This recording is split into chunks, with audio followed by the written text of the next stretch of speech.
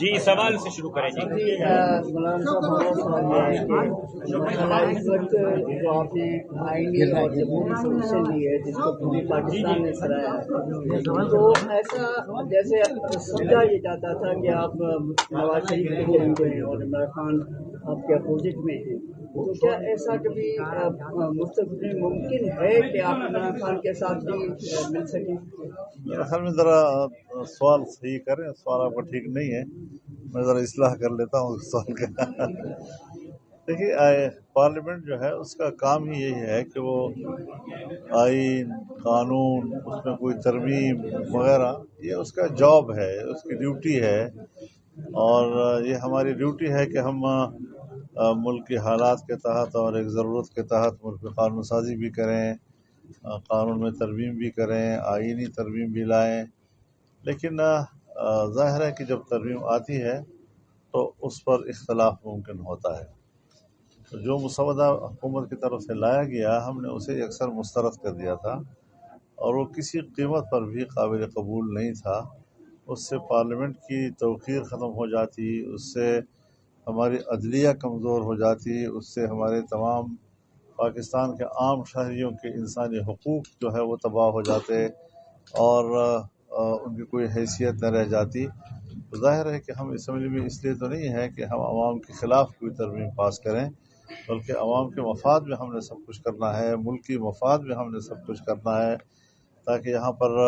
ایک پرامن معاشرہ تشکیل دیا جا سکے، اور جو چیزیں وقت کی ضرورت ہوتی ہیں ہم ان ضرورتوں کو ترجیح دیں۔ یہ نہیں کہ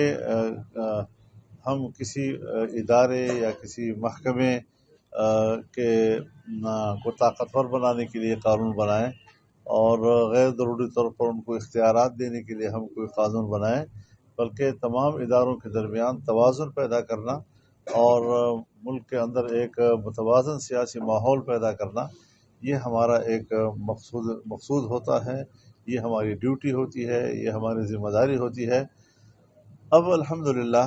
ایک لمبی چوڑی گفتگو اور مذاکرات کے نتیجے میں جو مسودات اس وقت شیئر کیے گئے ہیں مسلم لیگ نون کی طرف سے بھی، پاکستان پیپلز پارٹی کی طرف سے بھی، جمعیت علماء اسلام کی طرف سے بھی، تو اس میں کافی اب ہم آہنگی تقریباً پیدا ہو چکی ہے، اور جو چیزیں ہم نے مسترد کی وہ واپس ہو چکی ہیں، اور جو چیزیں ہم نے مطالبہ کی تھی وہ قبول ہو جائیں گے انشاءاللہ۔ تو پھر بھی کل 15 ہے انشاءاللہ، میں کراچی میں کل بلاول بھٹو صاحب سے ملوں گا، اور پھر یہاں سے میں سیدھا لاہور جاؤں گا،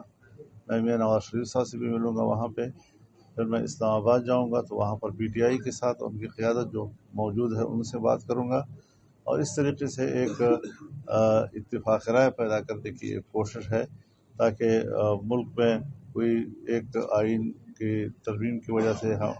کوئی ہنگامہ آرائی نہ ہو، کوئی اختلافات نہ ہوں۔ اور اس سے پہلے 18ویں ترمیم آپ کو یاد ہوگا، 18ویں ترمیم میں بھی کوئی ہمیں 9 مہینے لگ گئے تھے۔ جب 18ویں ترمیم میں ہمیں 9 مہینے لگ گئے تھے تو اب 26ویں ترمیم میں ہمیں 9 دن تو دے دینے چاہیے کہ ہم اس میں دیکھ سکیں، اس کا نوک پلک ٹھیک کر سکیں، اس میں کوئی غلطی ہے تو اس کو نکال سکیں، کوئی اچھی بات ہے تو وہ ڈال سکیں اس کے اندر۔ تو یہ سارا ایک بڑا لمبا ایک ایکسرسائز ہے، اس کے ہمیں ماضی میں بھی کافی تجربات ہیں۔ بعض دفعہ ہمیں کچھ چیزیں طے کرنے کے لیے، خارجہ پالیسی کے اصول طے کرنے کے لیے 6 مہینے تک ہمیں کمیٹی روم میں بیٹھنا پڑا۔ تو آج کیا مسئلہ ہے کہ ہم 1 مہینہ بھی دینے کو تیار نہیں ہیں، اور ایسی کوئی جلدی ہم پر مسلط کی گئی، لیکن ہم اس سے متاثر نہیں ہوئے، اور ہم نے کہا نہیں، جب تک کہ ہم اطمینان حاصل نہیں کریں گے اس وقت تک کوئی ترمیم نہیں آئے گی، اور اگر آئی تو ہم اس کو مسترد کریں گے۔ جی اب الحمدللہ بڑی محنت اور کوشش کے بعد ہم ایک اتفاق رائے کے قریب پہنچ چکے ہیں، اور آپ دعا فرمائیں کہ مکمل اتفاق رائے تک ہم پہنچ سکیں۔ ایک ایک کر کے سوال کریں۔ تحریک انصاف ایک احتجاج کرنے جا رہی ہے، اور یہ احتجاج اس وقت کر رہی ہے دنیا بھر سے ممالک کے لوگ پاکستان آ رہے ہیں۔ آپ کا ماضی میں کہنا تھا کہ ہم پی ٹی آئی کے ساتھ دیں گے، कुछ दिनों पहले हाल ही में आपकी साबिक डिप्टी स्पीकर असद उमर साहब से मुलाकात भी हुई है, क्या कहते हैं आप इस हवाले से? मुलाकातें तो हमारी चलती रहती हैं। मैंने एक अपील की थी कि कोई भी मुजाहरा हो, एहतजाज हो, उसको शंघाई ताउन तंजीम जो है उसके सरबराहान के पाकिस्तान की सरजमीन से रुखसत होने के बाद तक मुलतवी कर दिया जाए। तो पहले भी एक मुजाहरा हुआ जिसके कोई अच्छे नताइज सामने नहीं आए, उससे कोई अच्छा माहौल नहीं बना, और अब भी जब मेहमान यहाँ पर मौजूद हों तो मैं अब भी दोबारा अपील करूँगा कि वो ऐसे मौके पर कोई एहतजाज न करें। चंद दिन के लिए मौखर किया जा सकता है और कोई इतनी बड़ी मुश्किल पैदा नहीं होगी उससे। तो मुझे उम्मीद है कि वो हमारी अपील की कदर करेंगे। सर, सिंध के दौरे पर आप आए हैं, तो देखिए 14 अक्टूबर को मुल्क में 14 अक्टूबर से कभी आगे पीछे भी हो जाता है। हज़रत मुफ्ती साहब रहमहुल्लाह की याद में एक कॉन्फ्रेंस मुनक़द की जाती है, तो कभी एक सूबे में, तो कभी दूसरे सूबे में, तो कभी तीसरे सूबे में। तो इस दफ़ा सिंध की जमात का बड़ा इसरार था, और ख़ास तौर पर मीरपुर ख़ास की जमात का, कि यहाँ मैं काफ़ी अरसे से नहीं आया हूँ, तो यहाँ आकर अब यहाँ कॉन्फ्रेंस मुनक़द की जाए। तो ये कॉन्फ्रेंस होगी, और जब मुफ्ती साहब के उन्वान से कॉन्फ्रेंस होती है तो उनकी हमजहत ज़िंदगी को ज़ेर बहस लाया जाता है। ज़ाहिर है कि वो जहाँ एक आलिम दीन थे, जहाँ वो एक फ़क़ीह थे, जहाँ वो एक मुहद्दिस थे, और इस हैसियत में जो उन्होंने कामयाबी के झंडे गाड़े अपनी ज़िंदगी में, फिर सियासी मैदान में तो ज़ाहिर है कि उन्होंने मुल्क में एक बड़ा मकाम पैदा किया, और उन्होंने जो नक़ूश छोड़े हैं वो पूरी कौम के लिए काबिल तक़लीद हैं, और उसमें ज़ाहिर है कि मुल्क के अंदर अमन व अमान का माहौल हो, एक अच्छा जमहूरी माहौल हो, पार्लिमानी किरदार हो। उन्होंने अपने पार्लिमानी किरदार से आइन बनाया, इस आइन पर उन्होंने दस्तखत किए, ख़त्म नबूवत का मसला हल किया उन्होंने, फिर बैनुल-अक़वामी सतह पर सारी ज़िंदगी उन्होंने फ़लस्तीन के कौज़ की हिमायत की, और इसराइल की जारहियत और उनके कब्ज़े के ख़िलाफ़ उन्होंने अपनी तवानाइयाँ जो भी थी उनकी सियासी वो सर्फ की उन्होंने। तो आज भी हमारी इस इज्तिमा में मुफ्ती साहब के उन्हीं नज़रियात की बुनियाद पर जहाँ हम उनकी शख्सियत को ज़ेर बहस लाएँगे, वहाँ पर हम उनके किरदार को भी, चाहे वो इल्मी हवाले से हो, चाहे वो सियासी हवाले से हो, चाहे वो अमन के हवाले से हो, चाहे वो पार्लिमानी निज़ाम के हवाले से हो, जमहूरी हवाले से हो, इस्लाम के लिए हो,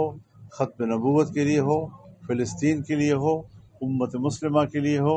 इन सब के लिए उनके नज़रियात को सामने रखते हुए हमने गुफ्तगू करनी होगी, तमाम मुक़र्रिरीन ने गुफ्तगू करनी होगी, और इंशाअल्लाह उनका यही पैगाम अगली नस्लों के लिए निशान राह बनेगा, और उनके लिए अपना मुस्तक़बिल संवारने का सबब और ज़रिया बनेगा इंशाअल्लाह। बहुत शुक्रिया जी। देखिए, हम तो सोचते हैं कि कहीं भी इंतहा पसंदी नहीं होनी चाहिए। मुसलमान एक ऐसी कौम है कि आज 1400 साल के बाद भी हर चंद के आप उसको गई गुजरे एक उम्मत कहें, लेकिन रसूलुल्लाह सल्लल्लाहु अलैहि वसल्लम के साथ, किताबुल्लाह के साथ जो उनकी अक़ीदत है उसमें बहुत जज्बातियत है, इसमें कोई शक नहीं है, और ऐसी मजबूत कमिटमेंट दुनिया में कहीं नहीं पाई जा रही, किसी मज़हब में नहीं पाई जा रही। तो कुछ लोग अगर अपनी राय रखते हों और उनको पता हो कि मुसलमान इस पर मुश्तइल होता है, उनको भी इंतहा पसंदी नहीं करनी चाहिए, उनको भी कानून का एहतराम करना चाहिए। रसूलुल्लाह सल्लल्लाहु अलैहि वसल्लम के नामूस को आइन में तहफ़्फ़ुज़ दिया गया है, क्यों आइन के इस हिस्से का एहतराम नहीं किया जा रहा?